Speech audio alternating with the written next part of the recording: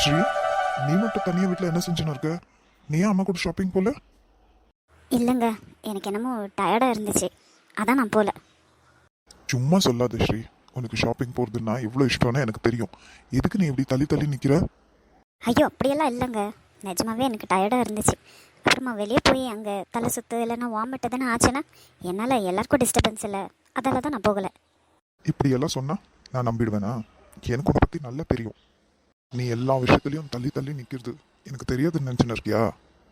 இங்கே பார் ஸ்ரீ, நீ விரும்பினாலும் விரும்பலனாலும் இதுதான் நம்ம குடும்பம். எனக்கு தெரியும் நீ நிறைய அட்ஜஸ்ட் பண்ணின்னு போயின்னு இருக்க. ஆனால் இந்த ஃபங்க்ஷன் பண்ணுறது உனக்காக தானே. நீ போய் உனக்கு எது வேணும் எது வேணான்னு செலக்ட் பண்ணியிருந்தா நீ சந்தோஷப்பட்டிருப்ப. அதால் என்னங்க, அத்தை எனக்கு எது பிடிக்கும்னு கரெக்டாக எடுத்துகிட்டு வருவாங்க. நீங்கள் வேணால் பாருங்கள். அம்மா எடுத்துட்டு வருவாங்க சரி, நீ ஏன் முன்னாடி நிற்க மாட்டேன்ற? ஏன்னா இங்கே என்ன பண்ணுறா இவ? ஆமாம், இவ நாத்தனார்காரி வந்திருந்தாலே, இவகிட்ட என்ன ஏதுன்னு விசாரிக்கலாம். என்ன இந்த பக்கம்?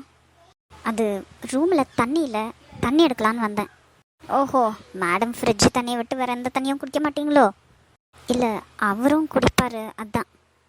ஆமாம், உனக்கு குழந்தை பெற்றுக்கிற தகுதியே இல்லையாமே, ஆமாவா?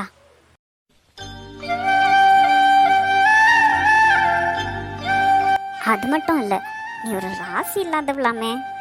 என்ன பேச்சைய காணோம்?